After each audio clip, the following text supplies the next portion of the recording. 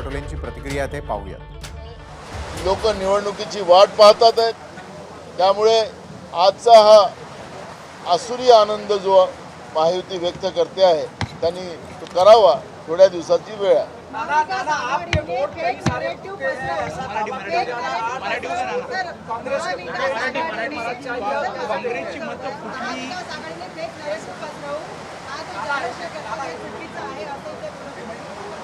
बघा, मतं फुटलेल्याचं जे तुम्ही सांगता आहे, हांडोरे साहेब जेव्हा उभे होते त्यावेळेसही हा प्रकार झाला। त्यावेळेस ते बदमाश काही लोक होती ती आयडेंटिफाई झाली नव्हती। यावेळेस तो ट्रॅप आम्ही लावला, त्या ट्रॅपमध्ये हे बदमाश लोक सापडलेली आहे। वरिष्ठांना आम्ही हे कळवलेलं आहे आणि लवकरच हे जे पार्टी विरोधी ज्यांनी काम केलं, पार्टीशी बेईमानी केली, पार्टीशी गद्दारी केली, अशा लोकांना बाहेरचा रस्ता दाखवला जाईल। आताच हायकमांडला हा सगळा रिपोर्ट आम्ही सादर केला।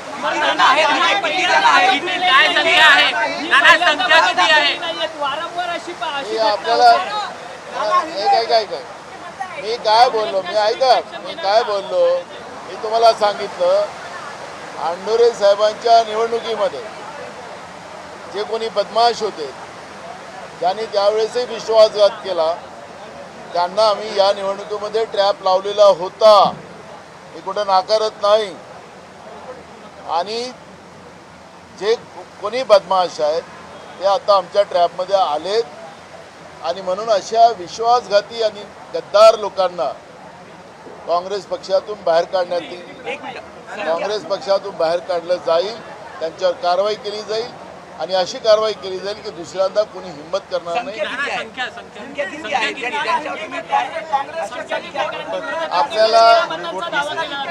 आपल्याला ते सगळी मी सांगितलं आम्हाला। अरे बाबा,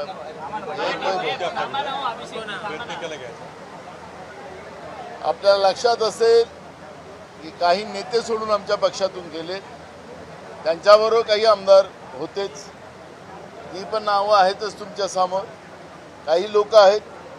आणि म्हणून हे सगळे हायकमांडशी चर्चा केल्यानंतर ताबडतोबीनं आता काही कमिटी येणार नाही, तुमच्या माहितीसाठी आता कुठली कमिटी येणार नाही।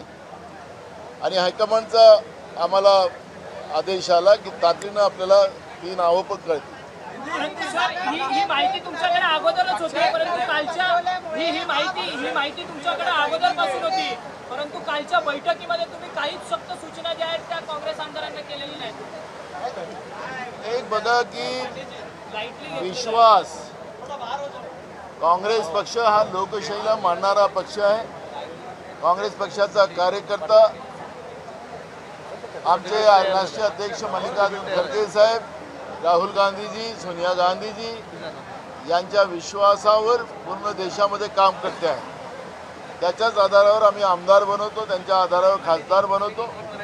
पण असे काही विश्वासघाती लोक असतात, त्या विश्वासघाती लोकांना आता जो धडा मी शिकवणार, त्याला पुढच्या काळात कोणी अशा पद्धतीची कारवाई करायची हिंमत करणार नाही।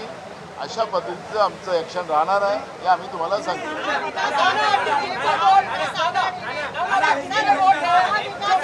एक बोला ना,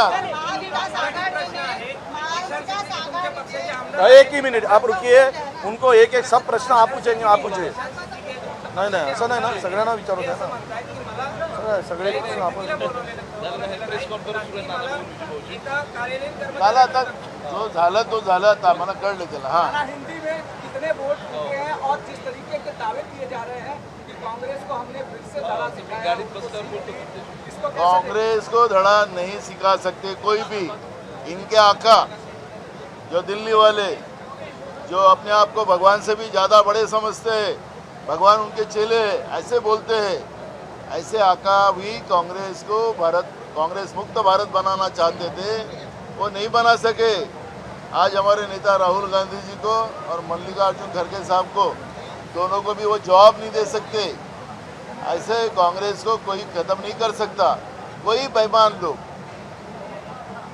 बेईमानों की संख्या आपने देखी है, जिन्हें हमारे राज्य के मुख्यमंत्री रहे कांग्रेस पक्ष के भरोसे, वो लोगों ने की है। तो ऐसे लोगों के बारे में वो होता ही है। अभी अपने राज्य में उद्धव साहब ठाकरे की पार्टी तोड़ी गई, शरद पवार साहब की पार्टी तोड़ी गई, तो ये सब खेल चलते रहा। 2019 और 2024 तक महाराष्ट्र के राजकारण में जिस तरह से नरेंद्र मोदी की सरकार ने और भाजपा ने जो शाहू फुले अम्बेडकर विचारधारा की व्यवस्था को महाराष्ट्र को बर्बाद करने का जो प्लान किया था, उससे लोक प्रतिनिधि को खरीद फरोख्त करने का जो पाप इन लोगों ने किया, वो महाराष्ट्र की जनता ने अपने आंखों से देखा। और उसी का परिणाम है कि महाराष्ट्र की जनता ने लोकसभा में इन लोगों को जवाब दिया। महाराष्ट्र की जनता ये नहीं चाहती। आज भी अगर विधान परिषद के चुनाव में ऐसे कोई लोग टिके होंगे तो ऐसे लोगों को भी लोग जगह दिखाएंगे और ऐसे लोगों के ऊपर हम कार्रवाई करेंगे। कितने लोगों ने क्रॉस वोटिंग की और आपको क्या अब आपको आंकड़ा मैंने बता दिया ना, कार्रवाई करेंगे। अभी विधानसभा के बारे में आप जब ये कह रहे हैं कि हमने लोग आइडेंटिफाई कर लिए, कितने लोग आइडेंटिफाई किया है और उन पर किस तरह की कार्रवाई हमें अगले दिन में ही कल दिखने को मिलेगी। हमने आपको एकदम स्पष्ट कर दिया है कि हमने हमारे हाईकमांड को जो आइडेंटिफाई लोग हुए उनके नाम हमने सूचित कर दिए हैं। आजकल में उनका मैसेज आएगा और जब कार्रवाई होगी तो आपको पता चलेगा। महाविकास आघाड़ी ने नैरेटिव फैलाया है, उसका प्रचार प्रसार भी गलत किया है, ऐसा आश्वासन ये झूठ बोलने वाले लोग हैं। खुद ही नैरेटिव 400 पार किसने बोला था? 15 लाख रुपए लाएंगे, काला धन लाएंगे, 15 लाख रुपए डालेंगे, किसने बोला था? 2 करोड़ युवाओं को नौकरी देंगे, किसने बोला था? कौन सा नैरेटिव? यही नैरेटिव।